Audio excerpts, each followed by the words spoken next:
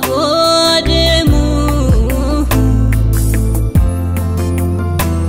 gafan mimman korobsu gafan malato kunabe simitire kanar kanagabe simitire kanaban afte simitire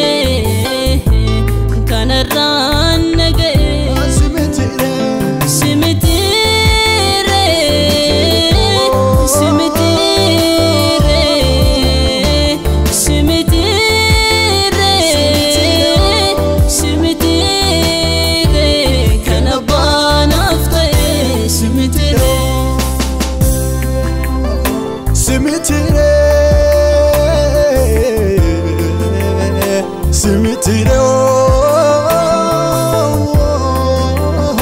simitire simitire sitaem garako gafawan to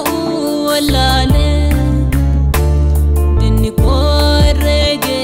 sina ko balesu fawale udadna jalane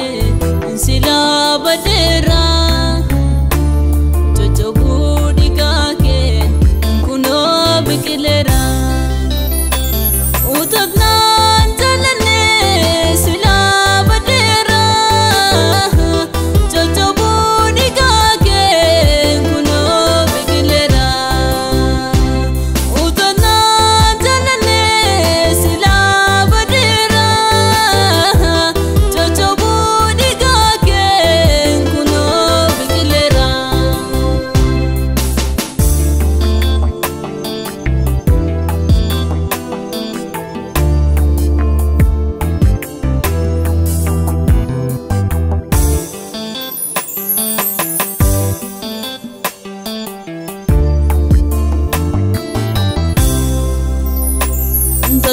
tasumayuani arrangayo mase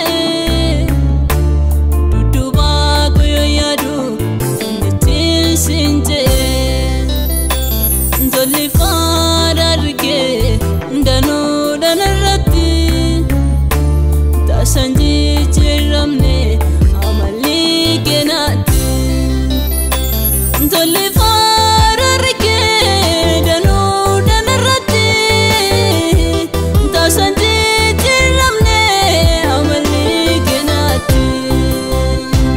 ndoli fararge ndanu danarati tasanji chiramne amali kenati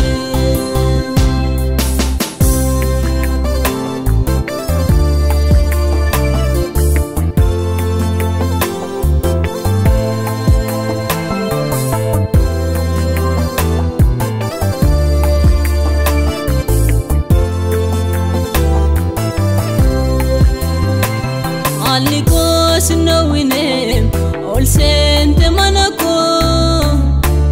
lafada tabikoti laftate umnako kan firina nufe wa ekot dise dadaban senako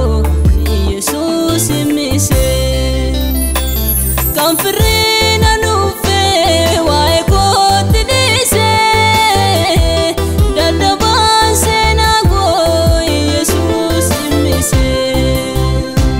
kan firina nufe wa ekot dise dadaban senako yesus mise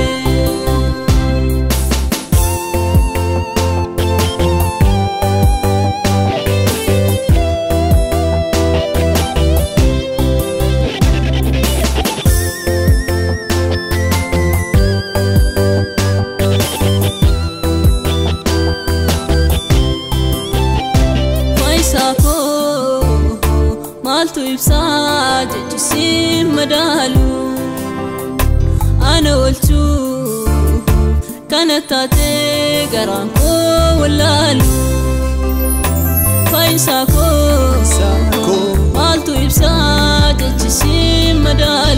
Chisimadalu ana olchu